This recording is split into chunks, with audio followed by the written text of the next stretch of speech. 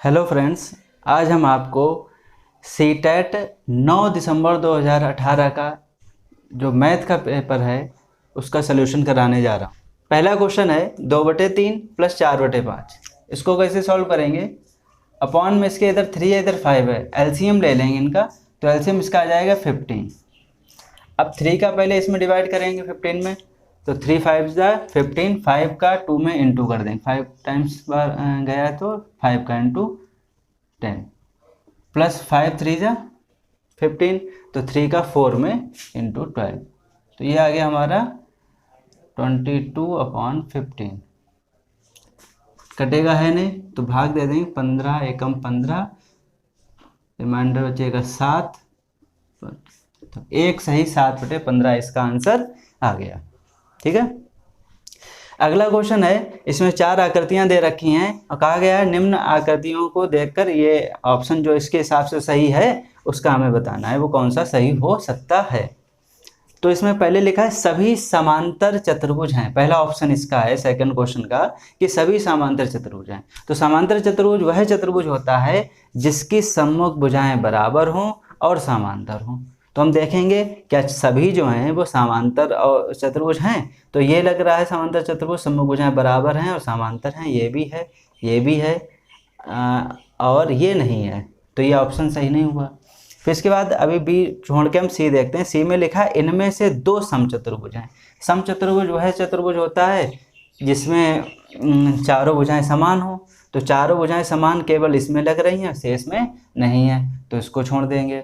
चौथा ऑप्शन है इनमें से 2 आयत हैं, तो आयत प्रत्येक समांतर चतुर्भुज की तरह होता है, सम्मुख भुजाएं बराबर और समांतर होंगी और प्रत्येक कोण 90 डिग्री का, तो वो ये है, तो ये आयत एक ही है, तो ये भी ऑप्शन गलत। दूसरा ऑप्शन जो है इसमें लिखा है इनमें से एक समांतर चतुर्भुज नहीं है, एक समांतर चतुर्भुज नहीं है, तो देखो इसमें ये समांतर चतुर्भुज है, ये है, ये है, और ये चौथा वाला नहीं है, तो ऑप्शन नंबर बी इसका सही हो गया कि ये समांतर चतुर्भुज इनमें से एक नहीं है। ठीक है, अगला क्वेश्चन है क्वेश्चन नंबर 4। इसमें कहा गया है कि चित्र में एक दे रखी संख्या रेखा टाइप की और इसमें ए से बी के बीच की दूरी पूछी गई है। तो ए से बी के बीच की दूरी ज्ञात करने के लिए पहले हम ये देखेंगे संख्या रेखा कितनी दूरी बता रही है। तो इसमें ये जो लाइन है ये बता रहा है 25,000 यहाँ पे, ठीक, और लास्ट में एक यहाँ पे बीच में 39,000 और लास्ट में 61,000। तो हम पहले इसको काउंट करते हैं।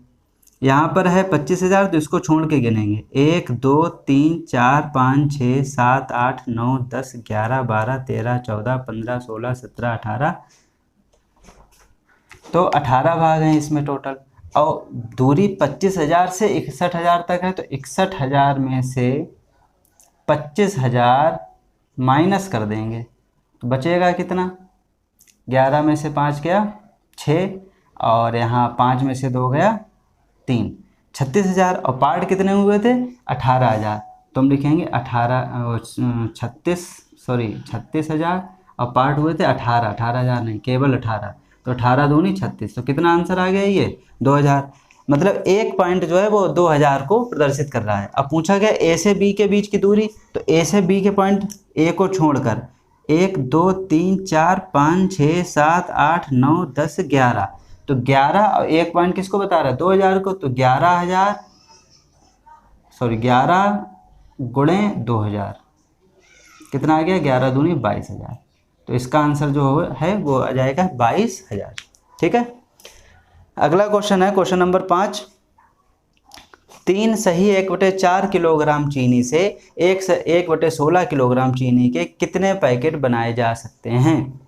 तो देखो पहले इसे समझो, जैसे हम 1 किलोग्राम चीनी का एक पैकेट बनाते हैं, तो 1 किलोग्राम चीनी में 1 पैकेट, 2 किलोग्राम चीनी में 2 पैकेट, 5 किलोग्राम चीनी में 5 पैकेट, मतलब कहने का है ऐसे हम कहें 10 किलोग्राम चीनी में तो कितने पैकेट 10, तो 10 में 1 का भाग दे दो। तो इसी तरीके से अगर हम कहें 20 किलोग्राम चीनी के पैकेट बनाने हैं लेकिन एक पैकेट 2 किलोग्राम का होना चाहिए, तो 20 में हमने 2 का भाग दे दिया, कितने पैकेट आ जाएंगे 10 पैकेट।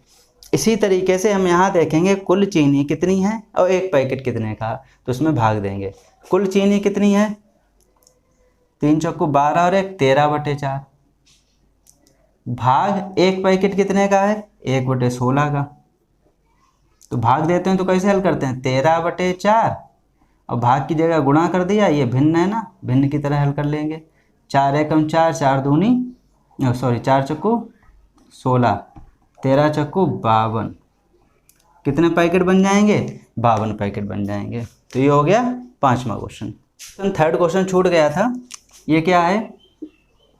कह रहा है 11,1111 को कैसे लिखेंगे। तो इस तरीके के क्वेश्चन के लिए क्या करो, देखो ये लिखा 11,000, तो हमने लिखा 11,000 लिख लिया।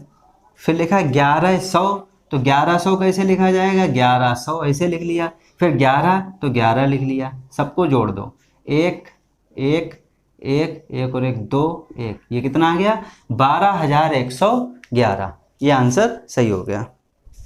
क्वेश्चन नंबर 6 है, हरीश ने 18:40 बजे अपनी यात्रा शुरू की और 22:20 बजे समाप्त की। तो यात्रा में लगा कुल समय कितना है? तो स्टार्ट की थी वो 18:40 पर है और जो ख़त्म की है वो 22:20। तो जो अंतिम समय है उसमें से प्रारंभिक समय जब यात्रा शुरू की थी वो माइनस कर देंगे, तो यात्रा में लगा कुल समय आ जाएगा। तो माइनस करेंगे, इसमें 0 में से 0 चला जाएगा 0, लेकिन 2 में से जाएगा नहीं, तो हासिल लेंगे। तो यहाँ पे क्या है, ये घंटे हैं और ये मिनट है। तो यहाँ से जब हम एक हासिल लेंगे तो हासिल 60 आएगा। एक हासिल लेने पर यहाँ पे बचेगा 21 और यहाँ आ जाएगा 60। एक घंटे में 60 मिनट है। तो 60 और 20 मिला के कितने हो गए? 80। तो 80 में से 40 माइनस किया, 40 आ गया, और यहाँ 21 में से 18 माइनस करेंगे 3 आएगा। तो यात्रा में लगा कुल समय बराबर 3 घंटे 40 मिनट। अगला क्वेश्चन है, 200 मिलीलीटर व 300 मिलीलीटर माप वाले बर्तनों का उपयोग कर 2000 मिलीलीटर आयतन की एक बाल्टी भरनी है। बाल्टी भरनी है। क्रमशः बाल्टी भरने के लिए कौन सा संयोजन सही नहीं है? तो इसको हम ऑप्शन से करेंगे कि ये संयोजन मतलब ये है कि अगर हम एक बाल्टी 200 ml की और 6 बाल्टी 300 ml की डालें तो क्या 2000 मिलीलीटर हो जाएगा? इसी तरीके से आगे भी तो हम इसको चेक करेंगे। जैसे हमने यहाँ पर ली एक बाल्टी 200 ml की, तो कितना पानी हो जाएगा? 1 का 200 में गुणा 200 प्लस 6 बाल्टी 300 की, तो 6 का 3 में गुणा 6 3 1800। तो देखा हमने कितना आ गया? 2000। तो ये संयोजन सही है। अगला है 4 और 4 की, तो 4 की 200, तो 4 दूनी 800, फिर 4 की 300, तो 4 3 1200, कितना हो गया? 2000। तो ये भी सही है। ऐसे इसका देखते हैं, तो 7 बाल्टी 200 ml की, तो 7 दूनी 1400 प्लस 2 बाल्टी 300 ml की, 2 3 600, तो टोटल कितना हो गया? 2000। ये भी सही है। अगला देखते हैं, 6 बाल्टी 200 ml की, तो 6 दूनी 1200 प्लस 3 की 300, तो 3 त्रिका 900, कितना आ गया? 12 और 9 2100। लेकिन ये 2000 नहीं आया, तो इसलिए ये हमारा क्या हो गया? गलत। ऑप्शन कौन सा सही होगा? डी, कि ये संयोजन सही नहीं है, बाकी तीनों सही हैं। अगला क्वेश्चन है, निम्न में से का सबसे अच्छा अनुमान कौन सा है? 7.1 गुणे 3.85 बटे 9.09। मतलब कहने का है, इसको अगर हम लगभग में लिखते हैं तो कौन सा सबसे सही होगा? तो देखो, जब भी पॉइंट में हो, अगर हम उसको अप्रॉक्स में लिखते हैं, लगभग में कोई संख्या लिखते हैं, तो जो सबसे नियरेस्ट होती है वो लिखते हैं। दो संख्याओं के बीच का है और जो सबसे नियरेस्ट, जैसे 7.1 है, 7.1 7 और 8 के बीच में है, तो 7.1 किसके सबसे ज़्यादा नज़दीक है? तो 7 के। तो 7.1 की जगह हमने लिख लिया 7। इसी तरीके से 3.85 जो है वो 3 और 4 के बीच में है, तो किसके पास में है ज़्यादा? 3.5 से ज़्यादा है, तो ये 4 की ज़्यादा नज़दीक हो गई, तो हम क्या लिखेंगे इसकी जगह पे? 4 लिखेंगे। अब देखेंगे 9.09, तो 9.09 9 और 10 के बीच में है, तो ये 9.5 से कम है, तो इसके लिए जगह पे क्या लिखेंगे? 9 लिखेंगे। तो इसका सही आंसर क्या होना चाहिए? सही अनुमान 9 गुणे 4/9, सॉरी 7 गुणे 4/9। तो कौन सा ऑप्शन सही लग रहा है हमें? ऑप्शन नंबर बी सही है। क्वेश्चन नंबर 9 है, इसमें एक चित्र दे रखा है इस तरीके से, एक वर्ग टाइप का है, इसमें 1 2 3 4 5 6 कॉलम इधर हैं, ऐसे 6 कॉलम इधर हैं और इसके अंतर्गत एक आयत बनाया गया है। तो पहले लिखा गया एक छोटा वर्ग, ये छोटे छोटे वर्ग बने हुए हैं, इसमें एक छोटा वर्ग बराबर 4 वर्ग इकाई है। तो पहले हम इस वर्ग की जो है एक भुजा निकाल लेते हैं। तो इसमें एक छोटा वर्ग बराबर मतलब एरिया जो है 4 वर्ग इकाई है और वर्ग का क्षेत्रफल क्या होता है ए स्क्वायर, भुजा स्क्वायर। तो अगर हम इसकी भुजा निकालेंगे तो इसका क्या निकलेगा वर्गमूल। हम ऐसे लिख सकते हैं, अगर भुजा स्क्वायर या इसकी भुजा हम ए मान लें तो ए स्क्वायर बराबर 4, तो इसकी भुजा ए बराबर कितनी आ गई 2 आ गई, क्योंकि 4 का वर्गमूल 2 होगा। अब ये पूछा गया आयत का परिमाप। आयत का परिमाप का सूत्र क्या होता है 2 गुणे लंबाई प्लस चौड़ाई। तो 2 गुणे लंबाई, लंबाई कितनी हो जाएगी, इसमें कितने कॉलम आ रहे हैं आयत में देखो 1 2 3 4, 4 हैं तो लंबाई हो जाएगी, एक की लंबाई है 2 तो 4 दूनी 8 हो गई, प्लस चौड़ाई में 2 कॉलम आ रहे हैं तो 2 दूना 4 हो गया, 8 और 4 12, 12 दूनी 24 इकाई जो है इसका आंसर हो जाएगा। अगला क्वेश्चन है, एक बच्चे ने 5 विषयों में प्रत्येक विषय में 75 अंक प्राप्त किए, प्राप्त अंकों की माध्यिका ज्ञात करो। देखो उसके पास 5 विषय हैं, 5 विषय में प्रत्येक में 75 अंक, तो माध्यिका निकालने का फार्मूला क्या होता है, सभी को लिखा, 5 विषय प्रत्येक में 75 अंक तो हमने 5 बार लिख लिया और कुल विषय कितने हैं वो लिख लिए और माध्यिका निकल आएगी। तो हम ऐसे भी कर सकते हैं, 75 को ही तो 5 बार जोड़ा जा रहा है तो 5 गुणे 75 और बटे 5, तो 5 से 5 कट गया, आंसर कितना आ गया 75। इसकी माध्यिका 75 ही हो जाएगी। कि जब भी अगर समान संख्या है तो उस तरीके की चाहे जितनी भी संख्या निकाली जाएं उनकी माध्यिका वही संख्या प्राप्त हो जाएगी। अगले क्वेश्चन में एक पाई चार्ट दे रखा है, इसमें कहा गया है लाल भाग बराबर 40 है, सफ़ेद भाग बराबर क्वेश्चन मार्क। तो देखो येलो 1/4 है, रेड 1/2, वाइट 1/8, ब्लू 1/8। तो इसमें देखो कैसे करेंगे हम, रेड भाग हमें दे रखा है तो 1/2 है रेड भाग, 1/2 बराबर किसके 40, तो एक भाग बराबर किसका होगा, मतलब पूरा 1 निकालेंगे तो 1 भाग बराबर 40 गुणे 2, मतलब टोटल मात्रा जो कितनी हो गई इसकी 80 हो गई, टोटल 80 है। अब इसकी सहायता से हम कोई भी कलर ज्ञात कर सकते हैं। अगर हम येलो निकालेंगे, ब्लू निकालें या वाइट कोई भी निकालें तो हमें वाइट निकालना है, तो वाइट वाला जो है 1/8 है, तो कुल 80 है गुणे 1/8, तो आ गया हमारा 10। वाइट वाला कितना आ गया 80। या हम डायरेक्ट कर सकते हैं, जो भाग दिया गया है पहले वो लिखो, किसके बराबर 40 पूछा गया है वाइट वाला, तो वाइट जो है वो कितना है 1/8, तो 40 लिखा, 1/2 है, इसका इधर भेजेंगे तो पलट जाएगा 2/1 और गुणे वाइट निकालना तो 1/8, 40, तो 8 पंचे 40, 5 दूनी 10, कितना आ गया 10। ऐसे कर लो चाहे उस तरीके से। अगला क्वेश्चन है, निम्न में से किसकी लागत अधिक है।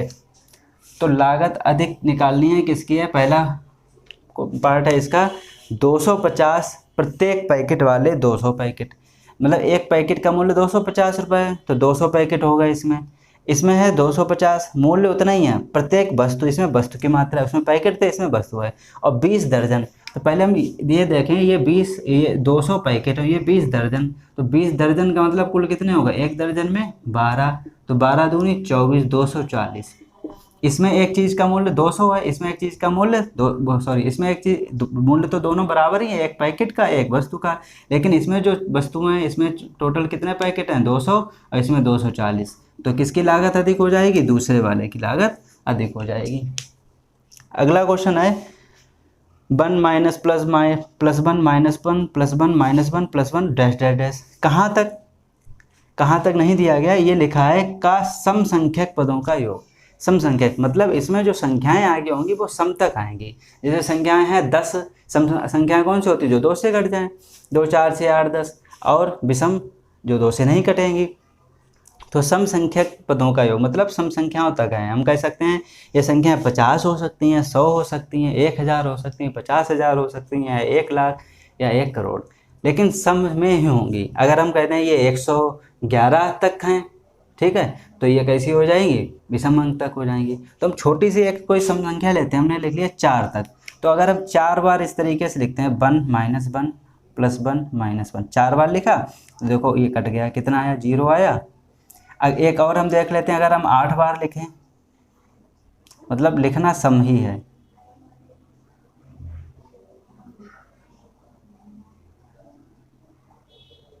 एक 2 3 4 5 6 7 और 1 8। तो अगर सम बार हम चाहें जितनी बार 1 + -1 + प्लस इस तरीके से लिखते जाएंगे तो 0 ही आएगा। अगर हम विषम बार लिखते हैं, जैसे अगर हम 3 बार लिखते, 1 - 1 +1, 3 बार लिखा तो ये कट गया, कितना आया, 1। 5 बार लिखते तो 1 2 3 4 5, 1 2 3 4 5, तो देखो हर बार में 1 आएगा। तो इस तरीके से हम कह सकते हैं ये सम संख्यक है, तो इसका आंसर हमारा 0 होगा।